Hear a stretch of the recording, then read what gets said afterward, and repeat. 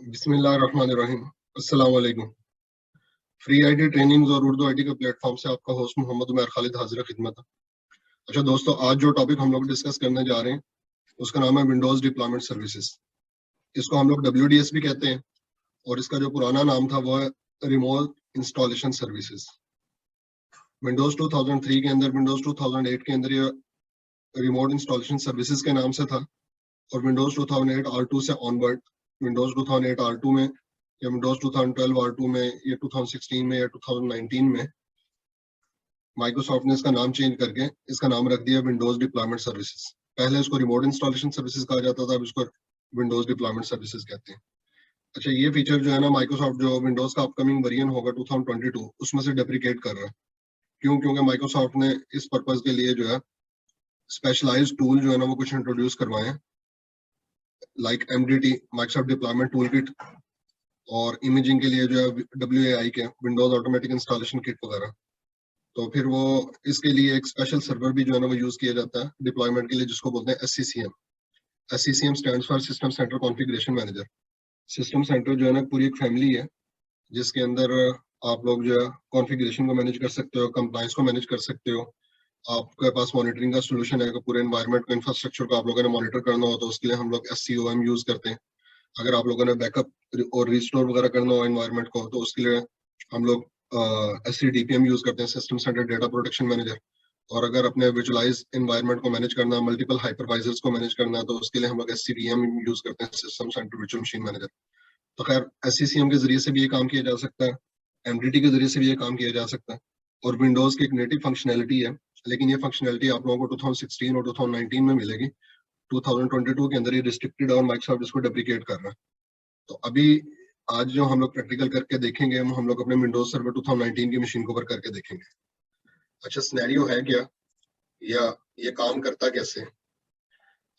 For example, आपके पास एक environment है 100 कंप्यूटर्स का, और 100 कंप्यूटर्स के एनवायरनमेंट के अंदर आपने विंडोज जो है इंस्टॉल करनी है।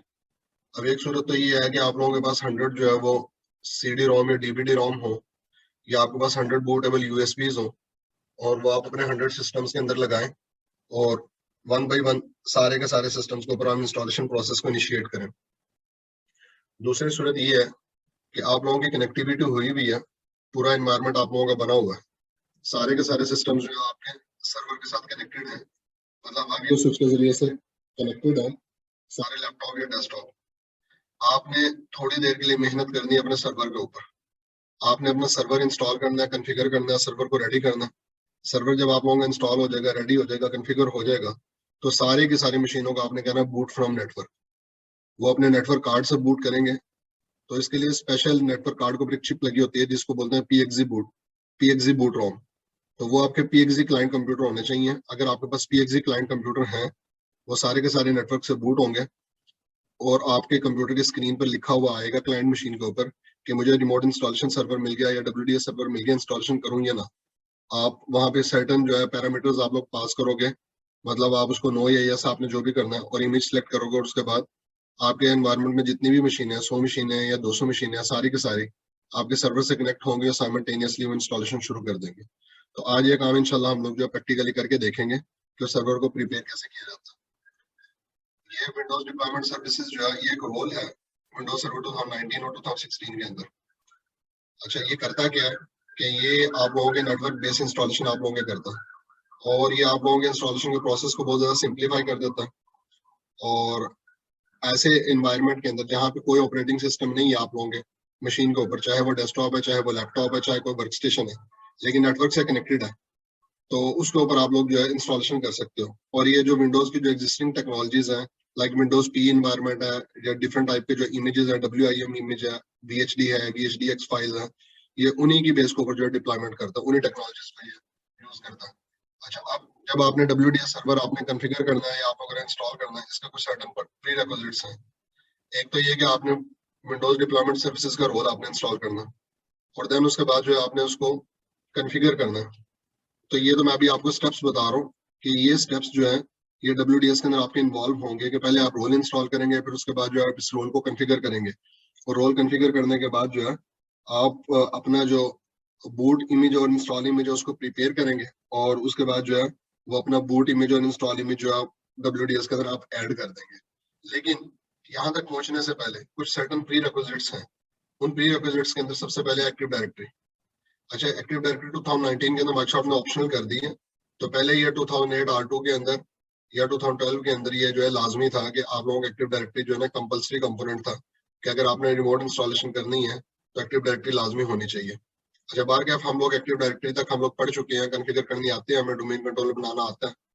दूसरा काम है आप लोगों का कि आप लोगों ने DNS सर्वर अपने एनवायरनमेंट में रेडी करना है, और तीसरा आप लोगों ने DHCP सर्वर रेडी करना है। तो ऑलरेडी हमारे एनवायरनमेंट के अंदर DNS सर्वर भी है, हमारे एनवायरनमेंट के अंदर DHCP सर्वर भी है, प्लस इसके अलावा इसके प्री रिक्विजिट्स के अंदर आप लोगों के पास NTFS पार्टीशन होनी चाहिए। तो अभी हम लोग जितने प्रैक्टिकल्स कर रहे हैं, जो काम कर रहे हैं, वो हमारा ऑलरेडी NTFS पार्टीशन के ऊपर है। NTFS पार्टीशन के ऊपर आप लोगों का एक रिमोट इंस्टॉल का फोल्डर बनता है। तो फिर उसकी कुछ थोड़ी सी कॉन्फ़िगरेशन जो है आप लोगों को करनी पड़ती है, और सबसे आखिर में ये है कि आपको बूट इमेज और इंस्टॉल इमेज इसमें आपने ऐड करवाना है। तो ये होगा कैसे कि आप लोग विंडोज डिप्लॉयमेंट सर्विसेज जब आप लोग रेडी कर लोगे, तो आपका जो ब्लैंक कंप्यूटर है, वो ब्लैंक कंप्यूटर आप लोगों का नेटवर्क से बूट होगा।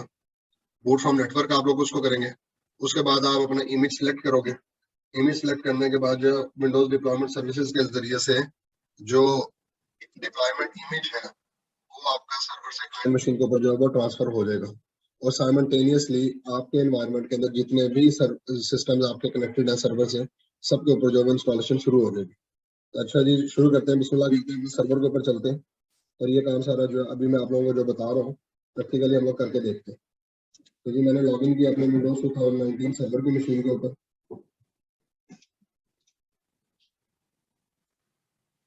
विंडोज 2019 सर्वर जो है ऑलरेडी हम लोगों का डोमेन कंट्रोलर भी है। तो मैं एडमिनिस्ट्रेटर के अकाउंट से इसके ऊपर लॉगिन करूंगा।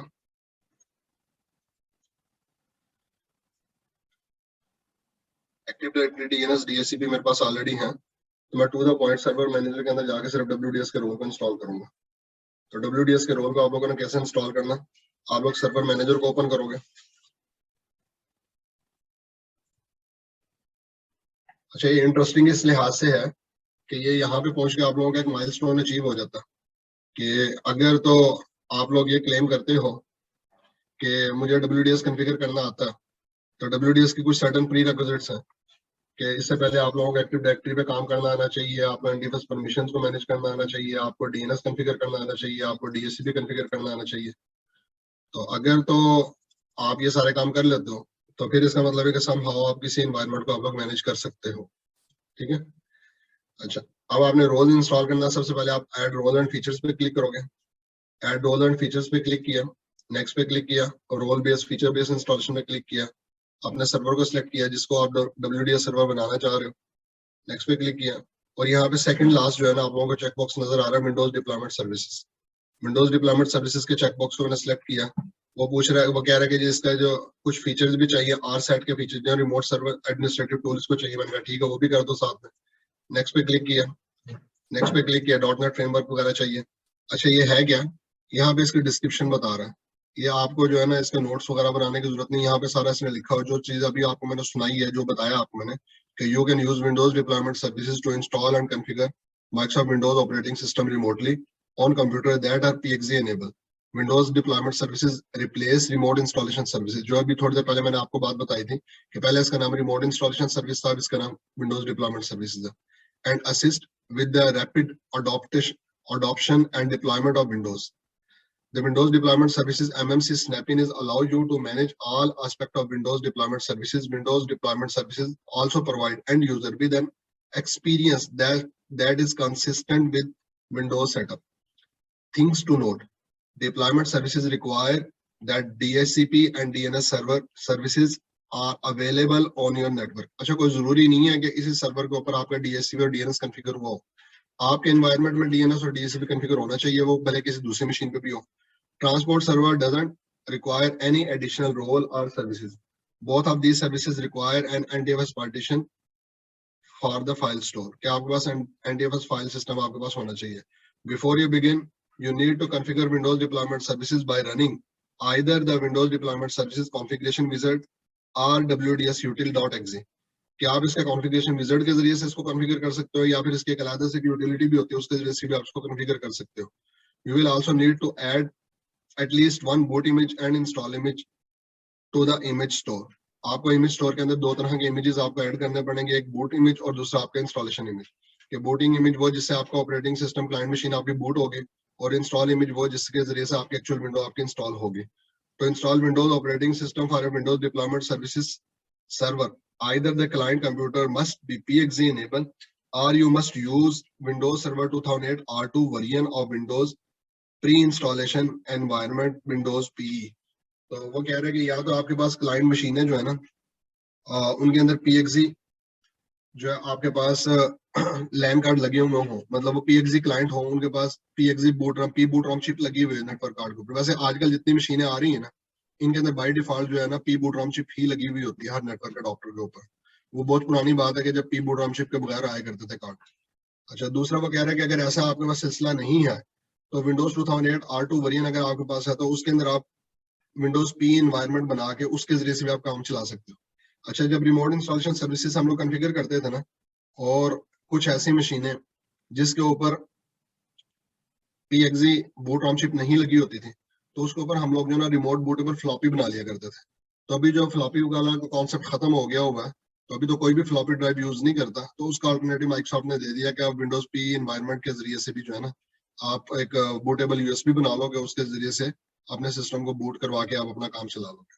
अच्छा, एनीवे जी, मैंने उसके अंदर होता क्या है, उसके अंदर बेसिकली इंफॉर्मेशन होती है कि आपका डीएचसीपी सर्वर कौन सा है, कहाँ से आपने आईपी एड्रेस लेना है, और कहाँ से आपने इमेज इंस्टॉलेशन आपने करनी है, कहाँ से इमेज उठाना है।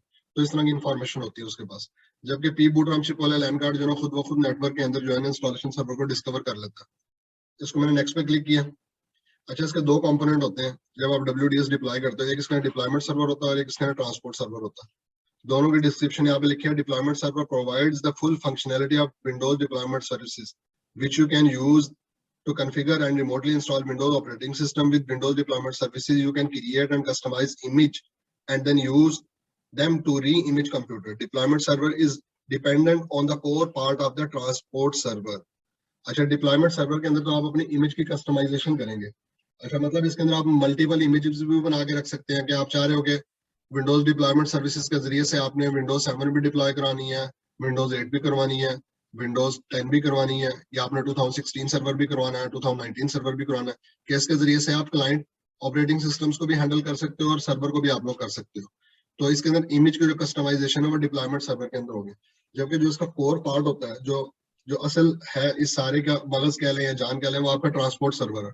Transport server provides a subset of the functionality of Windows deployment services. It contains only the core networking part, which you can use to transmit data using multicasting on a standalone server. You should use this role services if you want to transmit data using multicasting, but don't want to incorporate of Windows deployment services. अच्छा, ये transport data जो है ना आपको जो networking की components है ना वो सारा प्रोवाइड करता है। तो नेटवर्किंग के अंदर एक टर्मिनोलॉजी बोल दी जाती है जिसको बोलते हैं मल्टीकास्टिंग। तो मल्टीकास्टिंग की जो है ना टेक्निक जो है ना ये यूज होती है क्योंकि साइमल्टेनियसली आपके बहुत सारे क्लाइंट मशीनों ने आपके सर्वर से कनेक्ट होना और उसके बाद उन्होंने इमेज को पिक करना। तो वो उन चीजों को हैंडल करने के लिए ट्रांसपोर्ट सर्वर वाला कंपोनेंट जो है ना वो अपना रोल प्ले करता है। यहाँ से मैंने इसको नेक्स्ट किया और इस चेकबॉक्स को मैंने सेलेक्ट कर दिया, restart the destination server automatically if required. Yes पे क्लिक किया और इंस्टॉल पे क्लिक किया। अभी थोड़ी देर लगाएगा ये, और थोड़ी देर के अंदर ये रिक्वायर्ड कंपोनेंट्स जो है आपके मशीन के ऊपर इंस्टॉल कर देगा। और जब ये इंस्टॉलेशन इसकी हो जाएगी तो देन उसके बाद जो हम लोग इसकी कॉन्फ़िगरेशन जो है वो शुरू करेंगे। अच्छा, रिकॉर्डिंग को मैं यहाँ पे पास कर रहा हूँ, आपको जो कोई क्वेश्चन है आप लोग वो कर लेंगे क्योंकि थोड़ा टाइम लेगा ये ना। अच्छा जी, ये इंस्टॉलेशन हम लोगों की होगी भी है, इसकी जो बाइनरीज थी वो इसने इंस्टॉल कर ली है। अब हम लोगों ने इसको जो है वो कॉन्फ़िगर करना है और इसको कॉन्फ़िगरेशन के अंदर जो है हम लोगों ने एक ये चीज भी प्रोवाइड करनी है कि सोर्स इमेज जो है ना आप लोगों ने वो प्रोवाइड करना है आपने, कि कौन सा ऑपरेटिंग सिस्टम जो है ना आप लोग इंस्टॉल करना चाह रहे हो। तो उसके लिए आप लोगों के पास को ISO फाइल होनी चाहिए। वो विंडोज 10 की भी हो सकती है, विंडोज 7 की या विंडोज 8 की या विंडोज 2012 की या 2016 की या 2019 की, मतलब जो जो भी आप डिप्लॉय करवाना चाह रहे हो क्लाइंट मशीनों के ऊपर। तो इसको कॉन्फ़िगर करना है। कॉन्फ़िगर करने के लिए अब हम लोग जो है एडमिनिस्ट्रेटिव टूल के अंदर आ जाते हैं। एडमिनिस्ट्रेटिव टूल के बाद जो है यहाँ से मैं WDS जो है उसको मैं सिलेक्ट करूंगा, विंडोज डिप्लॉयमेंट सर्विसेज को। विंडोज डिप्लॉयमेंट सर्विसेज के ऊपर मैंने डबल क्लिक किया या मैंने इसको राइट क्लिक करके रन एज एडमिनिस्ट्रेटर किया, दोनों में से कोई भी काम कर लें आप इसके ऊपर। ठीक है, ये हम लोगों का जो है वो सर्वर आ गया होगा। तो अभी ये देखें, उसके ऊपर साइन ऑफ एक्सक्लेमेशन आ रहा है। अभी वो क्या कह रहा है कि सर्वर तो आप लोगों का इंस्टॉल हो गया होगा, लेकिन ये भी कॉन्फ़िगर नहीं हुआ। तो आपने इसको राइट क्लिक करना है। राइट क्लिक करने के बाद आपने क्या करना, कॉन्फ़िगर सर्वर। राइट क्लिक किया, राइट क्लिक करके कॉन्फ़िगर सर्वर किया। You can use this wizard to configure Windows deployment services. Once the server is configured, you will need to add at least one boot image and one install image to the server before you will be able to install an operating system. Before you begin, ensure that the following requirements are met. A server is member of Active Directory Domain Services domain or a domain controller for an ADDS domain. If server supports standalone mode, it can be configured without having a dependency of Active Directory. There is an active DHCP server and network. This is because Windows Deployment Services uses pre-boot execution environment, which relies on DHCP for IP addressing. There is an active DNS server on your network. This server has an NTFS file system partition on which store the image. Click continue. हमारे पास अल्हम्दुलिल्लाह सारी requirement already पूरी है। इसको हमें domain join कराने की जरूरत नहीं है, क्योंकि ये मशीन ऑलरेडी खुद बजाते खुद डोमेन कंट्रोलर है। ये डोमेन कंट्रोलर भी है, डीएनएस का रोल भी इस पे इंस्टॉल हुआ हुआ है, डीएचसीपी का रोल भी इंस्टॉल हुआ हुआ है, और एनटीएफएस पार्टीशन भी हमारे पास इसी मशीन पे है। नेक्स्ट पे क्लिक किया। अच्छा, आपने इसको स्टैंड अलोन मोड में करना है या एक्टिव, आपने इसको एक्टिव डायरेक्टरी के साथ इंटीग्रेट करना है।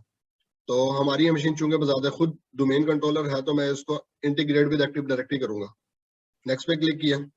अच्छा, अब ये इमेजेस को जो है ना एक जगह पे संभाल के रखेगा, एक नेटवर्क शेयर फोल्डर बनेगा। इसके लिए जरूरी है कि नेटवर्क शेयर फोल्डर आप लोगों का एनटीएफएस पार्टीशन के ऊपर हो।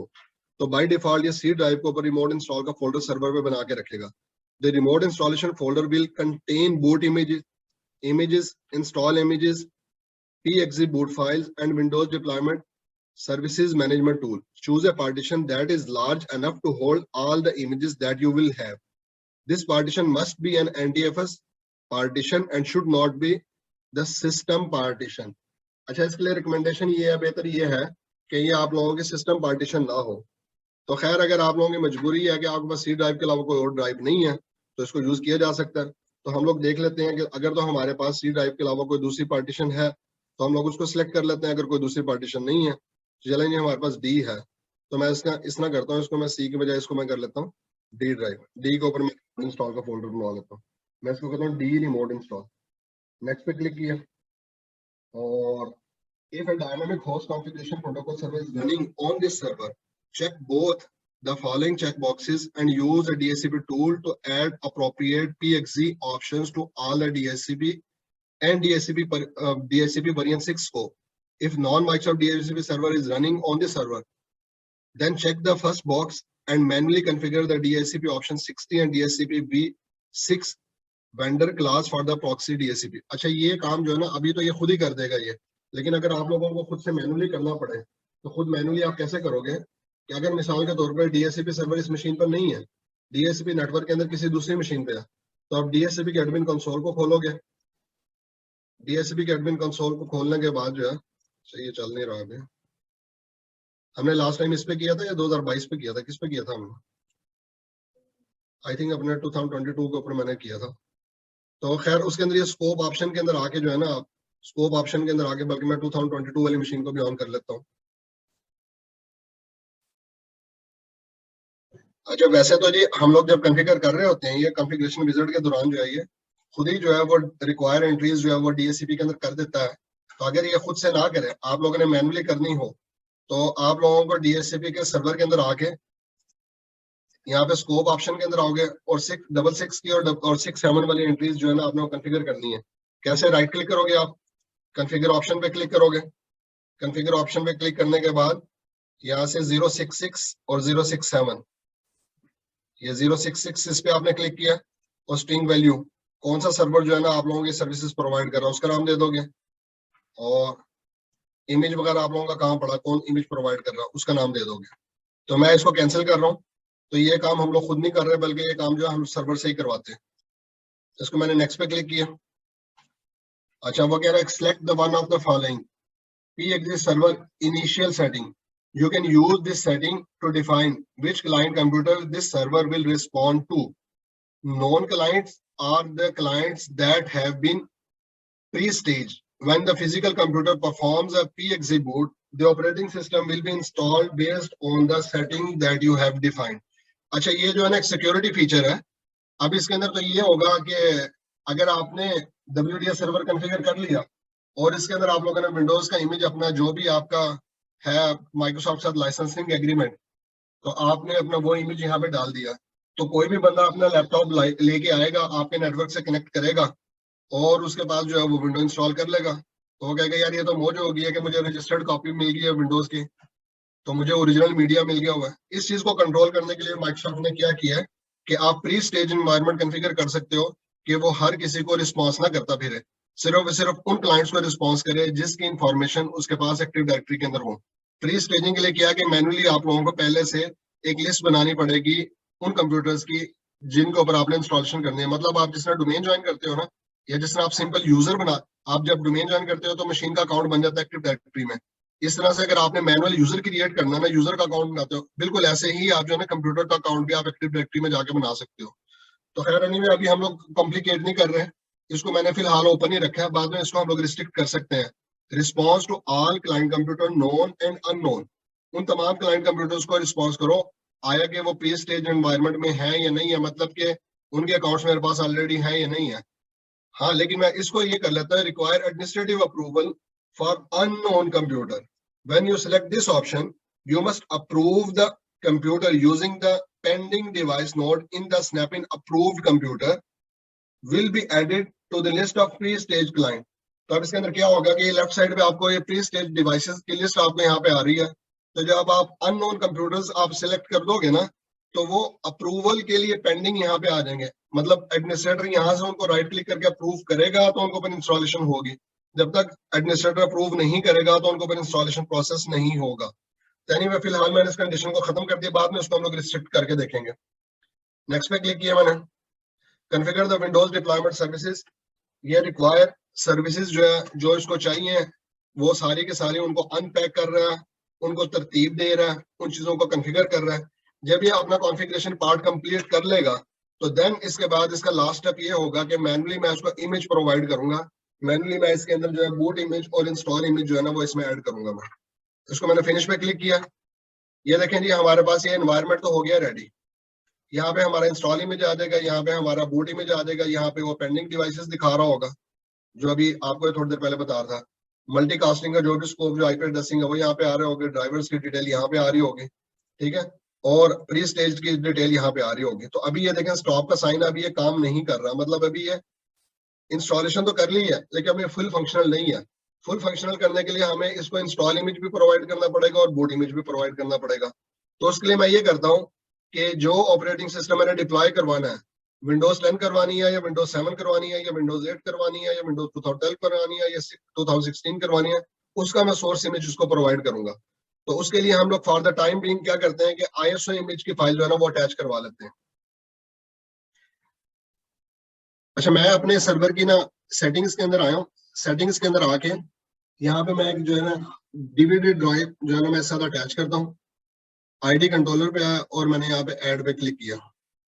अच्छा, ड्राइव मैंने ऐड कर दिया, ड्राइव के अंदर आके इमेज फाइल पे क्लिक किया, ब्राउज पे क्लिक किया। मेरे फिजिकल कंप्यूटर के ऊपर अगर कोई ISO इमेज पड़ा है जिसको मैं डिप्लॉय करवाना चाह रहा हूँ, चाहे वो विंडोज 10 है या विंडोज 7 है या विंडोज जो है आपके 2016 है या 12, फॉर एग्जाम्पल मैं विंडोज 10 डिप्लॉय करवाना चाह रहा हूँ, उसको मैंने ओपन पे क्लिक किया, अप्लाई पे क्लिक किया, ठीक है। ये अब जो है ना मतलब मैं बिल्कुल ऐसे ही है जैसे आप अपने DVD रोम के अंदर जो है ना आप DVD जो है विंडोज 10 की आप इंसर्ट कर रहे हो, बिल्कुल इसी तरह से मैंने अपने वर्चुअल मशीन के सेटिंग्स के अंदर आके एक मैंने DVD ड्राइव अटैच की और उसके साथ मैंने ISO इमेज मैंने माउंट किया। अब ये जब ISO इमेज माउंट हो जाएगा तो मेरे सर्वर के अंदर, अच्छा जी, हम लोगों ने अभी विंडोज 10 का इमेज जो है अपने सर्वर मशीन के साथ माउंट किया। अब वो हमारे विंडोज नजर आ रहा है। मैं अपने सर्वर मशीन को मैंने जो अभी इमेज माउंट किया तो वो ये देखें यहाँ पे आपको, आप विंडोज एक्सप्लोरर के अंदर आओगे और ये देखें ये DVD रोम जो आप लोगों को नजर आ रही है, मतलब ISO इमेज हम लोगों ने विंडोज 10 का माउंट किया। अच्छा, हम लोगों ने विंडोज 2019 सर्वर की मशीन के ऊपर WDS कॉन्फ़िगर किया WDS कॉन्फ़िगर करने के बाद जो है, अब हम लोगों ने WDS को बताना है कि क्लाइंट मशीनों के ऊपर कौन सा ऑपरेटिंग सिस्टम इंस्टॉल करना है। तो वो ऑपरेटिंग सिस्टम इंस्टॉल करने के लिए उस ऑपरेटिंग सिस्टम का मीडिया जो है ना वो हमें चाहिए था। तो हम लोगों ने for the time being server के साथ एक ISO इमेज विंडोज 10 का माउंट किया। अच्छा, कोई जरूरी नहीं है कि विंडोज 10 ही आप लोग डिप्लॉय करवाएंगे, आप इसके जरिए से क्लाइंट ऑपरेटिंग सिस्टम भी डिप्लॉय करवा सकते हैं और आप इसके जरिए से सर्वर ऑपरेटिंग सिस्टम भी आप डिप्लॉय करवा सकते हैं। अच्छा, सर्वर कॉन्फ़िगर होने के बाद आप लोगों के यहाँ पे ये ग्रीन कलर का आप लोगों का ये निशान नजर आ रहा होगा प्ले का। अगर ये यहाँ पे स्टॉप आ रहा हो तो आपने सिंपल राइट क्लिक करना, ऑल टास्क के अंदर आगे इसको स्टार्ट कर देना। बाज लोग ये कहते हैं कि जी हम लोग यहाँ पे स्टॉप ही दिखा रहा होता तो इसको आपने स्टार्ट पे क्लिक कर देना है। जब ये स्टार्ट हो गया तो इसका मतलब है ये आपकी बेसिक कॉन्फ़िगरेशन हो गई है। अब इसके अंदर आके आपने दो इमेजेस इसमें आपने ऐड करवाने हैं। एक आपने boot डॉट विम आपने ऐड करवानी है और एक आपने इंस्टॉल डॉट विम इसमें ऐड करवानी है। boot डॉट विम जो है ये ऑपरेटिंग सिस्टम के जो मतलब इनिशियल स्टेजेस होती हैं कि ऑपरेटिंग सिस्टम को जो बूट करने के लिए जो फाइलें वगैरह रिक्वायर होती हैं, इसके अंदर वो चीजें मौजूद होती हैं। अच्छा, boot डॉट विम की फाइल जो है वो विंडोज 10 की या विंडोज 2016 सर्वर की या 2019 सर्वर की, ये सब की जो है वो सेम ही होती है। तो अभी boot डॉट विम मैं इसको कैसे प्रोवाइड करूंगा, मैं राइट क्लिक किया यहाँ पे, मैंने ऐड बूट इमेज पे क्लिक किया, ब्राउज पे क्लिक किया और उसके बाद जो मेरे ISO इमेज है, ISO इमेज के अंदर आया, मैं सोर्सेज के अंदर आया और ये boot डॉट विम को मैंने सिलेक्ट किया है, नेक्स्ट किया। अच्छा, ये यहाँ पे इमेज का नाम बता रहा है कि माइक्रोसॉफ्ट विंडोज सेटअप x64। इसका नाम आप लोगों ने चेंज करना है, आप लोगों ने कोई डिस्क्रिप्शन देनी है, for example by description help के तौर पे। ये जब आप इंस्टॉलेशन करोगे तो वहां पे आपको डिस्क्रिप्शन दिखाई देगी। नेक्स्ट पे क्लिक किया और इसके आपने इमेज के अंदर मजीद कुछ एडिशन करनी है, कुछ आपने यहाँ पे देना है तो ठीक है, अगर नहीं देना तो उसमें डिफॉल्ट रहने दे रहा हूँ। अभी थोड़ी देर लगाएगा और आपके डीवीडी से या आपके ISO इमेज से या जहाँ कहीं पे भी आपकी लोकेशन है इसकी boot डॉट विम की, वहां से उसकी कॉपी बनाएगा, कॉपी बना के ये आप लोगों के बूट इमेज के उसके फोल्डर के अंदर आके कॉपी कर देगा। अच्छा, जिस तरीके से आप लोगों ने इसको boot डॉट विम प्रोवाइड की, बिल्कुल इसी तरीके से आप लोग इसको इंस्टॉल डॉट विम भी प्रोवाइड करोगे। लेकिन इंस्टॉल डॉट विम जो है ये आपके विंडोज 10 के जो ISO होता है उसके अंदर इंस्टॉल डॉट विम की फाइल नहीं होती, बल्कि इंस्टॉल डॉट विम की फाइल आप लोगों को खुद से बनानी पड़ेगी। अच्छा, ये देखिए मैंने इसको फिनिश किया, boot डॉट विम जो है ये इसके अंदर ऐड हो गया होगा। ठीक है, राइट क्लिक करके मैं आपको प्रॉपर्टीज पे इसके दिखा देता हूँ। ये देखें, ये आप लोगों का जो है बूट इमेज है और इसकी WIM इसकी जो है एक्सटेंशन है boot डॉट विम। ये हम लोगों ने ऐड कर दिया। अब हम लोगों ने इंस्टॉल डॉट इमेज ऐड करना है। अगर मैं इस पर राइट क्लिक करके ऐड इंस्टॉल इमेज पे क्लिक करता हूँ और अच्छा, वो आपको पूछ रहा है कि आपने इसमें कुछ कैटेगरीज वगैरह आपने बनानी है, क्लाइंट ऑपरेटिंग सिस्टम वगैरह। ये अभी जो है मैंने एक ऑलरेडी बनाया हुआ है इसके अंदर इंस्टॉल डॉट इमेज जो ऑलरेडी बना के रखा हुआ है। बार के मैं आप लोगों को बता भी देता हूँ कि इंस्टॉल डॉट इमेज कैसे बनाया जाता है और इसकी ग्रुपिंग वगैरह कैसे करते हैं। आप लोगों ने इंस्टॉल डॉट इमेज पर राइट क्लिक किया और ऐड इंस्टॉल इमेज पे क्लिक करोगे। वो पूछ रहा है कि आपने एग्जिस्टिंग जो ग्रुप बनाया उसी के अंदर इंस्टॉलेशन करनी है, नया ग्रुप बनाना है। मैंने कहा फॉर एग्जांपल नया ग्रुप बनाना है। इस ग्रुप का नाम दिया फॉर एग्जांपल मैंने विंडोज 10। अच्छा, आप मल्टीपल ग्रुप्स बना सकते हो, क्लाइंट ऑपरेटिंग सिस्टम के नाम से, सर्वर ऑपरेटिंग सिस्टम के नाम से, या विंडोज 10 फैमिली का। विंडोज 10 फैमिली के अंदर डिफरेंट फ्लेवर्स है आपके। विंडोज 10 है आप लोगों के होम एडिशन है, विंडोज 10 होम है, बेसिक है, होम प्रीमियम है, या इसके अलावा आप लोगों के प्रोफेशनल है, अल्टीमेट है, एंटरप्राइज है। तो मैंने विंडोज 10 के नाम से ग्रुप बनाया। अब मैं यहाँ पे ब्राउज पे क्लिक करके अगर मैं CD का पाथ देता हूँ या DVD का पाथ दिया ISO इमेज का, देखें आप लोगों को यहाँ पे कोई इंस्टॉल डॉट विम की फाइल नजर नहीं आ रही। तो इंस्टॉल डॉट विम की फाइल हम लोग कैसे क्रिएट करेंगे, आप लोगों ने कमांड प्रॉम्प्ट को आपने एडमिन प्रिविलेजेस के साथ ओपन करना है। कमांड प्रॉम्प्ट पे आपने राइट क्लिक किया और इसको आपने रन एज एडमिनिस्ट्रेटर कर दिया। रन एज एडमिनिस्ट्रेटर करने के बाद आपने CD / आप, अच्छा ये कमांड जो है मैंने यहाँ पे टाइप की हुई है, ये मैं डिस्क्रिप्शन में वीडियो की दे भी दूंगा ये कमांड्स। आप लोगों ने CD / करके आप बाहर आ गए। फिर उसके बाद आप लोगों ने ये कमांड है CD stand for change directory. आप विंडोज के फोल्डर के अंदर सिस्टम 32 के अंदर आए। देन उसके बाद आपने ये कमांड इसको देनी है। यहाँ पे मैंने टाइप किया फॉर एग्जाम्पल DISM गेट विम इन्फो, कि मुझे विम इन्फो की जो इन्फॉर्मेशन दो। एक्चुअली ये जो इंस्टॉलेशन इमेज है, इंस्टॉलेशन की जो फाइल्स हैं, ये आप लोगों के install.esd के नाम से पड़ी हुई है। ये आपके इस ISO इमेज के अंदर install.esd के अंदर पड़ी हुई है। आपने इस install.esd को आपने install.vim में आपने कन्वर्ट करना है। तो सबसे पहले हम लोग देख रहे हैं कि install.esd को अगर हम लोग एक्सट्रैक्ट करके देखें तो ये एक सिंगल इमेज है, इसमें कौन कौन से फ्लेवर हैं। तो हम लोगों ने अपने रिक्वायर्ड फ्लेवर की इंफॉर्मेशन पहले गेट करनी है। देन उसके बाद हम लोग इसको जो है ESD फाइल को हम WIM फाइल के अंदर हम लोग कन्वर्ट करेंगे। अच्छा, इसको मैंने ये कमांड दी DISM। ये DISM जो आप लोगों के विंडोज सिस्टम 32 के अंदर ऑलरेडी एग्जिट पड़ी हुई होती है। Space / get WIM info space /wim file. अब मैंने सोर्स बता रहा हूँ कि कहाँ से मैं एक्सट्रैक्ट कर रहा हूँ, कहाँ से इंफॉर्मेशन मैं गेट कर रहा हूँ।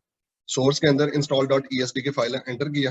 अच्छा, जब मैंने इसको एंटर किया तो वो ये कह रहा है कि इसके अंदर डिफरेंट इंडेक्सिंग इन्फॉर्मेशन वो बता रहा है कि जो इंडेक्स 1 है उसके ऊपर विंडोज 10 होम है, इंडेक्स 2 जो है उसके ऊपर होम एन है, फिर होम सिंगल लैंग्वेज है, then education edition education N है। तो हमारा रिक्वायर जो है वो इंडेक्स वो 6 है। फॉर एग्जाम्पल हम लोग जो install.vim बनाना चाह रहे हैं वो हम लोग विंडोज 10 प्रो का हम लोग बनाना चाह रहे हैं, तो मुझे ये वाला इमेज चाहिए।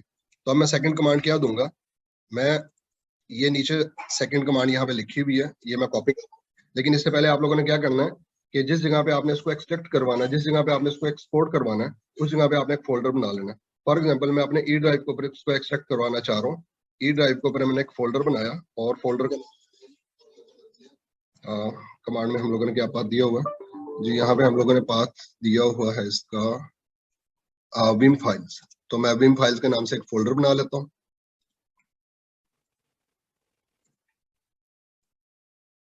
अच्छा, और अब इस कमांड मैंने यहाँ से कॉपी किया।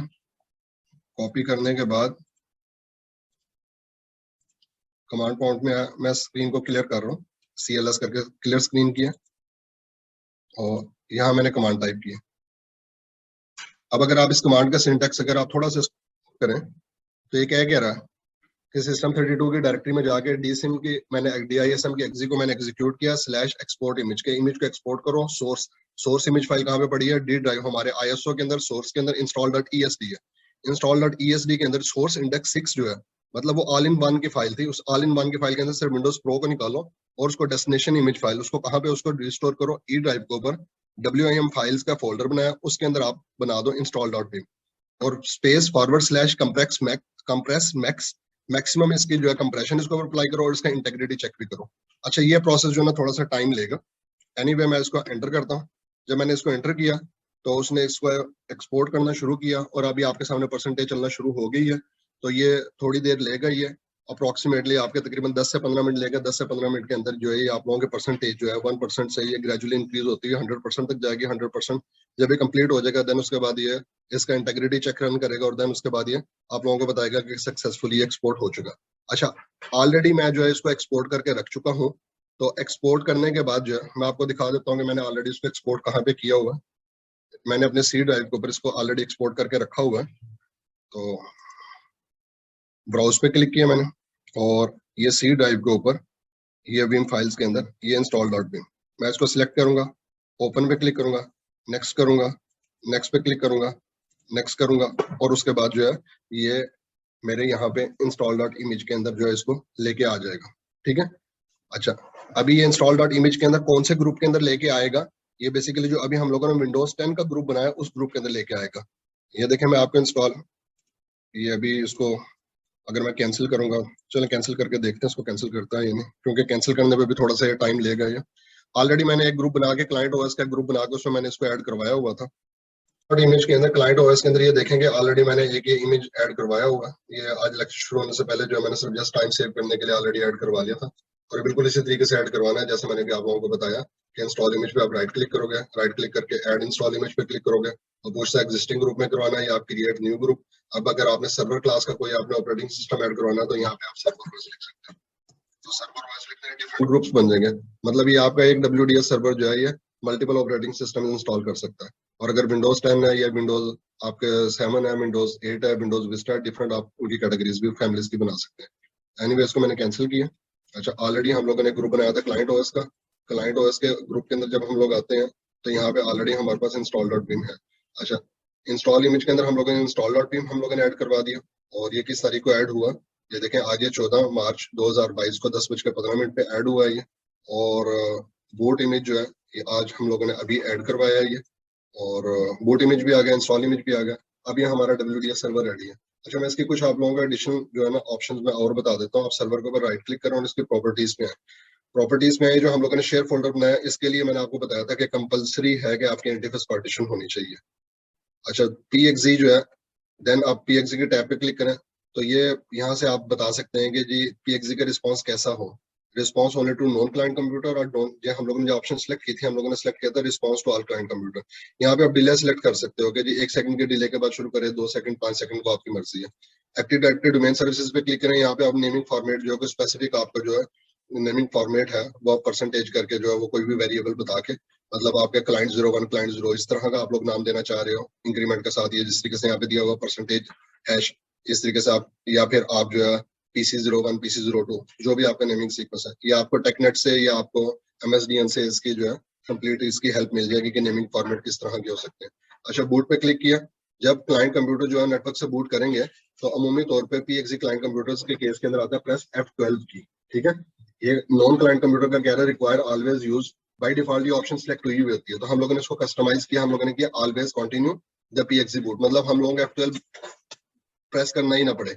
नॉन क्लाइंट कंप्यूटर्स के केस में भी हमने ये किया और अननोन क्लाइंट कंप्यूटर्स के केस में भी, मतलब चाहे हमारा प्री स्टेज एनवायरनमेंट है, तो मतलब जिन क्लाइंट मशीनों के हम लोगों ने ऑलरेडी नाम अपने एक्टिव डायरेक्टरी में एंटर किए हुए हैं उनके केस में भी या अननोन क्लाइंट कंप्यूटर्स के केस में भी। अच्छा, अब यहाँ पे क्वेश्चन ही होता है, बाद लोग एक क्वेश्चन करते हैं कि अगर हम लोग अलाउ नॉन अननोन कर देंगे तो कोई भी बंदा हमारे नेटवर्क से कनेक्ट करवा के ओरिजिनल ऑपरेटिंग सिस्टम इंस्टॉल कर लेगा, ये तो हमारा लाइसेंस कंज्यूम हो जाएगा। एक्चुअली वो सिर्फ विंडोज की इंस्टॉलेशन होगी, और दूसरा है कि लाइसेंस की तो आप लोगों को खुद से देनी पड़ती है, वो बाद में बाय डिफॉल्ट जो है 30 डेज का आपका ग्रेस पीरियड होता है विंडोज का। और दूसरी बात ये कि हम लोग चूंकि डोमेन एनवायरनमेंट में WDS हम लोगों ने कॉन्फ़िगर किया और एक्टिव डायरेक्टरी के साथ इंटीग्रेटेड है, तो जब ये इंस्टॉलेशन शुरू करेगा तो वहां पे यूजर नेम पासवर्ड पूछेगा। जाहिर है जिस बंदे को यूजर नेम पासवर्ड पता होगा वो इंस्टॉलेशन करेगा, अदरवाइज तो नहीं करेगा ये। देन उसके बाद ये, अगर आपने पूरे का पूरे प्रोसेस को ऑटोमेट करना है तो आप अनअटेंडेड फाइल भी यहाँ पे बता सकते हैं डिफरेंट टाइप के आर्किटेक्चर्स को सपोर्ट करने के लिए। आपने 32 बिट इंस्टॉलेशन करवानी है, 64 बिट करवानी है, आपने AMD आर्किटेक्चर पे करवाने हैं, या आपने UEFI आपका आर्किटेक्चर है। अच्छा, ये DHCP की रिस्पॉन्स वाली ऑप्शन जो है कि configure DHCP option indicate that this is also PXE server, ये मैंने आप लोगों को मैं मैनुअल भी बता देता हूँ कि ये ऑप्शंस आप DHCP में जाके कहाँ से कॉन्फ़िगर करेंगे। मल्टीकास्टिंग की रेंज, कि ये बेसिकली मल्टीकास्टिंग की टेक्निक का यूज करता है और ये इस रेंज के IP एड्रेसेस जो आपके जो है वो यूज करेगा ड्यूरिंग डिप्लॉयमेंट। और देन उसके बाद ये है कि अगर आप लोगों ने ये देखें, ये authorize this Windows deployment server in the DHCP, कि ये एक्टिव डायरेक्टरी से authorize this Windows deployment server in the DHCP, कि DHCP में उसको ऑथोराइज करवाया होगा। और देन उसके बाद और कोई ऐसी चीज नहीं है जो आप लोगों को बताने वाली है। मैं आप इसको ओके कर देता हूँ, ये कैंसिल कर देता हूँ। मैं DHCP में आके आपको बता देता हूँ कि DHCP के अंदर आपने स्कोप ऑप्शन के अंदर वो कहाँ से दो ऑप्शन आपने बतानी है। आप DHCP का स्कोप जो आपने डिफाइन किया हुआ था, इसके अंदर आप स्कोप ऑप्शन के अंदर आ जाओगे, इसके ऊपर आप राइट क्लिक करोगे, कॉन्फ़िगर ऑप्शन पे क्लिक करोगे। कॉन्फ़िगर ऑप्शन पे क्लिक करने के बाद 060 के चेकबॉक्स को आप सिलेक्ट करोगे, जो कि ऑलरेडी हम लोगों ने कर लिया था। मैं आपको दोबारा से बता रहा हूँ कि आप यहाँ से 060 या PXE आपने इसको चेकबॉक्स को सिलेक्ट किया। देन उसके बाद आपने 066 बूट सर्वर होस्ट, और बूट सर्वर का आप लोग यहाँ पे नाम बताओगे। हमारे बूट सर्वर का नाम है win2019-dc02.freeittrainings.com, ठीक है, जो हमारा TFT सर्वर TFTP हम लोगों का बूट सर्वर है। ये DHCP भी मेरा इस वक्त फंक्शनल है। तो अब हम लोग क्या करते हैं, एक क्लाइंट मशीन हम लोग बनाते हैं विंडोज की, और उसके ऊपर ऑपरेटिंग सिस्टम कोई नहीं इंस्टॉल करेंगे, देखते हैं कि वो नेटवर्क से विंडो इंस्टॉल करता है या नहीं। तो चलते हैं अपने हाइपरवाइजर की तरफ। हाइपरवाइजर पे मैं न्यू वर्चुअल मशीन में आता हूँ, न्यू वर्चुअल मशीन, नेक्स्ट पे क्लिक किया। फॉर एग्जांपल इसको मैंने बताया WDS टेस्ट 01, इस मशीन का नाम मैंने ये रखा WDS या विंडोज टेस्ट, जो भी आपने इसका नाम रखना है। और बल्कि इसका नाम हम लोग करते हैं कि WDS Win10 WDS test dash Win10, कि हम लोग जो है विंडोज 10 की जो है WDS के जरिए से हम लोग जो है वो टेस्टिंग कर रहे हैं, डिप्लॉयमेंट कर रहे हैं। ब्राउज पे क्लिक किया। इस वर्चुअल मशीन के कंटेंट्स को हम लोगों ने कहाँ पे स्टोर करवाना है, तो मैंने VM का फोल्डर एक बनाया हुआ है। यहाँ पे मैंने VMs के फोल्डर के अंदर एक नया फोल्डर बनाया, सेम यही नाम दिया कि इसके अंदर जो है इस फोल्डर के अंदर इसके कंटेंट्स को स्टोर करना। नेक्स्ट पे क्लिक किया, जनरेशन 1 की मशीन बनेगी। आप जितनी रैम असाइन करना चाह रहे हैं, नेटवर्क आपने कौन सा कनेक्ट करना है, सेम नेटवर्क जिसके ऊपर आप लोगों का WDS कॉन्फ़िगर है, ये आपके बाय डिफॉल्ट जो VHD बनाता है। अच्छा, अब ये यहाँ पे आपने सिलेक्ट करना है install and operating system later, कि आप बाद में करना चाह रहे हैं। CDD पहले हम लोग क्या करते थे, CD DVD, या हम लोग ISO से करते थे। आज मैं आप लोगों को बताऊंगा install and operating system from a network based installation, कि हम लोगों ने टेस्टिंग करनी है। अच्छा, ये तो मैं आप लोगों को लैब इन्वायरमेंट के लिए बता रहा हूँ ना। तो एक्चुअली तो WDS की इंप्लीमेंटेशन वहां पे होती है जहाँ पे आप लोगों के ऑलरेडी फिजिकल नेटवर्क बना होगा और आपके 150 कंप्यूटर नेटवर्क से कनेक्टेड है। सिर्फ आपने उनको बूट करना है, बूट फ्रॉम नेटवर्क करना है, और वो खुद ब खुद जो है सर्वर से कनेक्ट होंगे, इंस्टॉलेशन शुरू हो जाएगी। अभी मैं आपको करके भी दिखाता हूँ। नेक्स्ट किया, फिनिश किया। ये हम लोगों ने जस्ट एक मशीन स्पिन अप किया। इस मशीन के ऊपर अभी कोई ऑपरेटिंग सिस्टम इंस्टॉल नहीं है। हम लोगों ने इसको कहा कि बूट फ्रॉम नेटवर्क। देखते हैं कि ये मशीन नेटवर्क से बूट करती है और खुद TFTP इसको मैं जस्ट स्टार्ट करता हूँ। मैंने स्टार्ट पे क्लिक किया। अभी आपके एनवायरनमेंट के अंदर जो है सबसे पहले डीएचसीपी सर्वर डिस्कवर करके उससे कांटेक्ट करने की कोशिश करेगा। देखें क्लाइंट मैक एड्रेस बता रहा है आपका, और उसके बाद डीएचसीपी से कांटेक्ट करने की कोशिश कर रहे हैं। हम लोगों ने F12 वगैरह ऑप्शन सिलेक्ट नहीं की हुई, तो अगर हम लोग F12 वाली ऑप्शन सिलेक्ट करते हैं तो ये यहाँ पे हम लोगों को प्रॉम्प्ट करता है press F12 to boot from DHCP और बूट फ्रॉम PXE। तो अभी देखते हैं कि ये इंटरनल ब्रॉडकास्ट कर रहा है, डीएचसीपी से कांटेक्ट करता है या नहीं करता। अगर इसे डीएचसीपी से कांटेक्ट हो जाता है तो ये देखें कॉन्टेक्टिंग सर्वर 192.168.3.201, ये हमारा WDS सर्वर भी है, हमारा डीएचसीपी सर्वर भी 2019-DC02। ठीक है जी, ये डाउनलोड कर रहा है वहां से TFTP सर्वर से, उसने इमेज को डाउनलोड किया, बूट इमेज को डाउनलोड किया। अब ये देखें हमें फाइल्स को लोड कर रहा है। ये जो फाइल्स को लोड कर रहा है बेसिकली WDS सर्वर से लोड कर रहा है। अभी देखें इंटरेस्टिंग चीज ये है कि हम लोगों ने इसको कोई ISO इमेज नहीं दिया, हम लोगों ने कोई CD DVD नहीं लगाई, हम लोगों ने कोई USB नहीं लगाई। विदाउट एनी मीडिया नेटवर्क से ये इंस्टॉलेशन फाइल पिक कर रहा है, नेटवर्क से ये बूट हुआ, सर्वर से कनेक्ट हो गए और अब ये इसने इंस्टॉलेशन शुरू कर दिया। अगर आपके एनवायरनमेंट में 100 कंप्यूटर्स भी आपके नेटवर्क से कनेक्टेड हैं तो साइमल्टेनियसली 100 के 100 कंप्यूटर जो है आपके सर्वर से कनेक्ट होकर इंस्टॉलेशन फाइल पिक करेंगे और खुद ब खुद जो है इंस्टॉलेशन जो है शुरू कर देंगे। अच्छा, रहा क्वेश्चन के जी आप लोगों का कि इसको हम लोग कंट्रोल कैसे करेंगे, सिक्योरिटी हम लोगों की क्या है। ये तो कोई भी बंदा आके अपना नेटवर्क या अपने डिवाइस को प्लग इन करेगा और इंस्टॉलेशन कर लेगा हमारे ओरिजिनल मीडिया के जरिए से। भाई उसके लिए हम लोगों ने किया हुआ है कि इसको एक्टिव डायरेक्टरी से इंटीग्रेट किया हुआ है। जब फर्स्ट विंडो आएगी वहां पे ये हमें प्रॉम्प्ट करेगा यूजर नेम पासवर्ड के लिए। तो यूजर नेम पासवर्ड तो जाहिर एडमिनिस्ट्रेटर को ही पता होगा, आप एडमिनिस्ट्रेटर का यूजर नेम पासवर्ड पुट करेंगे तो इंस्टॉलेशन कंटिन्यू होगी, अदरवाइज इंस्टॉलेशन कंटिन्यू नहीं होगी। ठीक है जी, देखते हैं अभी ये हमें प्रॉम्प्ट करता है या नहीं।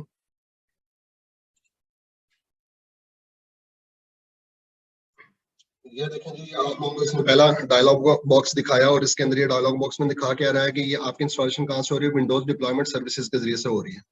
ठीक है, इसको हम लोगों ने नेक्स्ट किया।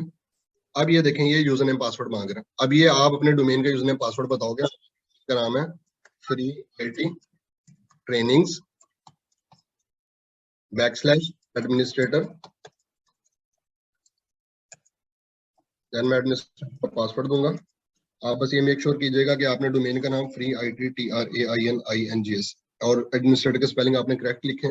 ओके पे क्लिक किया और ये यूजर नेम पासवर्ड वेरीफाई करेगा, ऑथेंटिकेट करेगा। और उसके बाद देखें अब ये जो हम लोगों ने इमेज जो कस्टमाइज किया था, ये इमेज का नाम, उसका इमेज का लेबल, ये वो दिखा रहा है। इसकी जगह पे आप लोग चेंज इसको करना चाहें इसको आप लोग चेंज भी कर सकते हैं। ये क्यों दिखा रहा है कि अगर मल्टीपल हमारे पास ऑपरेटिंग सिस्टम पड़े हैं, लाइक विंडोज 10 प्रो भी पड़ी है, विंडोज 10 एंटरप्राइज भी पड़ी है, विंडोज 10 अल्टीमेट भी पड़ी है, तो ये सारे के सारे यहाँ पे दिखा रहा होगा हम लोगों को। इसको मैंने नेक्स्ट पे क्लिक किया।